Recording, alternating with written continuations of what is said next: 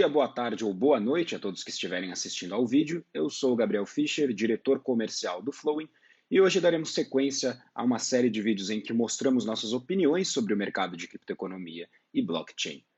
Mais especificamente, a gente costuma falar muito que o Bitcoin ele possibilita e está possibilitando uma revolução digital, certo? E às vezes a gente acaba percebendo que muitas pessoas não acreditam nesse tipo de afirmação, acreditam que sejam tendenciosas ou de alguma forma não entenderam.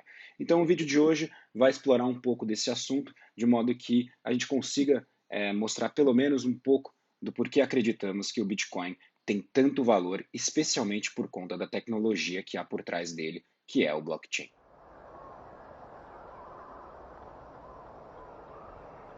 Muito falamos que o Bitcoin possibilita uma revolução global e por isso que veio para ficar. Mas percebo que muitas pessoas também não entenderam muito bem o motivo para tanto e talvez até pensem que esse tipo de afirmação seja tendenciosa ou até mesmo frívola. Esse vídeo tem como intuito explicar exatamente o contrário. E para isso é necessário voltar um pouco no tempo para compreender a evolução da internet e então contextualizar seus estágios até seu momento atual. Tudo começou lá nos anos 80, quando o exército americano iniciou o que embasaria alguns dos conceitos de compartilhamento de dados em rede. O avanço dessas tecnologias culminou no que hoje é compreendido como Web 1.0, com o lançamento em 1989 de uma plataforma denominada World Wide Web, o WWW, de Tim Berners-Lee. E assim, pessoas comuns puderam logar nessa plataforma para socializar, compartilhar e buscar informações. O preço dos computadores e a complexidade de uso acabaram restringindo a usabilidade da web, fazendo com que os conteúdos, num primeiro momento, se concentrassem na comunidade acadêmica. Além disso, tal como toda nova tecnologia disruptiva, houve um certo receio e até boicote. O governo americano fez algumas versões patrocinadas pelo próprio, que era o .gov, e proibiu seu uso comercial. Proibição esta que caiu em 1991, possibilitando a criação de milhões de domínios pagos que passaram inclusive a ser comercializados, assim como conhecemos hoje. A falta de conhecimento e as grandes expectativas com a inovação criaram uma bolha que durou entre 1994 e o ano de 2000, cujo término deu início a uma nova fase conhecida como Web 2.0. Diferentemente da Web 1.0, quando poucos domínios concentravam a maior parte da produção de dados para a rede, a Web 2.0 foi um momento em que a produção de conteúdo passou a ser mais democrática. Qualquer indivíduo, independente de classe social, posicionamento político, idade, enfim, qualquer um com acesso à internet ou um computador passou a poder produzir conteúdos por meio de blogs, redes sociais e afins. Isso fomentou o mercado de tal maneira que diversos modelos de negócios digitais surgiram e disseminaram o uso da internet de forma escalável e inovadora. O problema é que, com o passar do tempo, algumas empresas de tecnologia ficaram tão grandes e poderosas que formou-se um verdadeiro oligopólio na rede, concentrado em Facebook, Amazon e Google. Oligopólio este que desencadeou uma série de problemas, que variam desde a segurança de seus dados pessoais, comercialização deles, algoritmos tendenciosos para que você utilize cada vez mais de forma compulsiva e viciante, em troca do uso de seus dados para publicidade. Isso sem falar nas recentes manipulações para cunho político por meio da propagação de discurso de ódio e fake news. Recomendo muito o documentário disponível no Netflix, pelo menos até a data deste vídeo, chamado O Dilema das Redes. Ao terminar de assistir ao documentário, sendo bem sincero, você fica de alguma forma desesperançoso com o mundo que a internet criou. Mas algo que o documentário de 2020 não citou é o horizonte que está por vir. E então retomamos ao ponto central desse vídeo. O que o Bitcoin trouxe de tão disruptivo e revolucionário a ponto de poder ser considerado um dos grandes marcos para o início do que os especialistas chamam de Web 3.0? Vamos lá. Em 2008 é publicado o White Paper do Bitcoin, um documento técnico chamado de Bitcoin a Peer-to-Peer Electronic Cash System, assinado por Satoshi Nakamoto. Até hoje não se sabe o paradeiro do misterioso criador Satoshi Nakamoto, o que nos leva a crer que trata-se de um pseudônimo que representa uma pessoa ou até um grupo de pessoas. No documento em questão, aberto para qualquer um interessado em ler, é proposta a criação de um sistema financeiro alternativo ao tradicional. A ideia é fazer com que o indivíduo tenha mais poder e autonomia de controlar suas finanças sem a necessidade de um intermediário. Ou seja, por meio do sistema P2P, ou peer-to-peer, os pagamentos e transferências seriam feitos diretamente de pessoa a pessoa, sem precisar de bancos privados, bancos centrais, corretoras ou qualquer instituição financeira que conhecemos nos moldes tradicionais. Isso tudo por meio de um sistema de base tecnológica com uma governança descentralizada, sem que haja um órgão regulamentador ou ninguém que fosse dono do sistema chamado Bitcoin.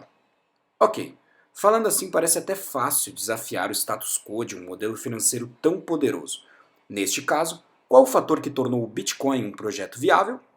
Tudo gira em torno de uma tecnologia lançada com o surgimento da criptomoeda. Seu nome? Blockchain. Houve outros projetos com intenções semelhantes à do Bitcoin.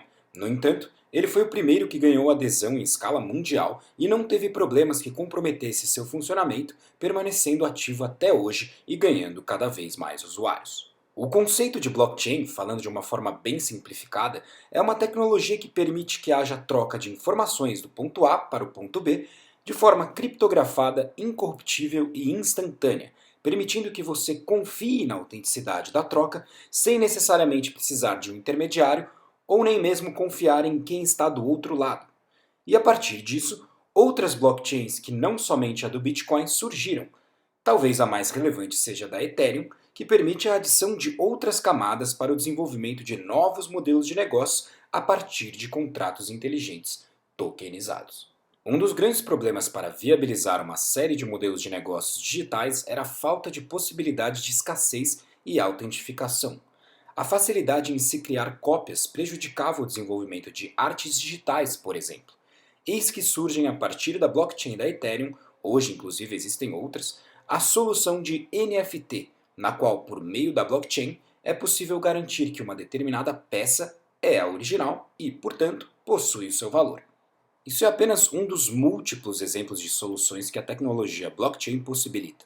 Inclusive faremos uma série de vídeos comentando alguns específicos para que você fique informado, comprovando que o Bitcoin, precursor da tecnologia, com uma comunidade imensa espalhada de forma descentralizada pelo mundo, é o grande representante dela, vindo realmente para ficar. Mas o grande marco que faz com que o blockchain viabilize o que é chamado de Web 3.0 é a possibilidade de solucionar a grande crise do cenário digital hoje, extremamente centralizado em um oligopólio restrito que controla as regras de uso dos dados de seus bilhões de usuários.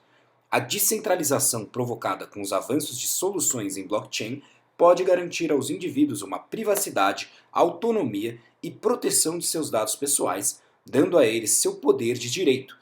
Hoje, negar os termos de uso de um site equivale a ser excluído da comunidade digital e, portanto, de boa parte da dinâmica global atual.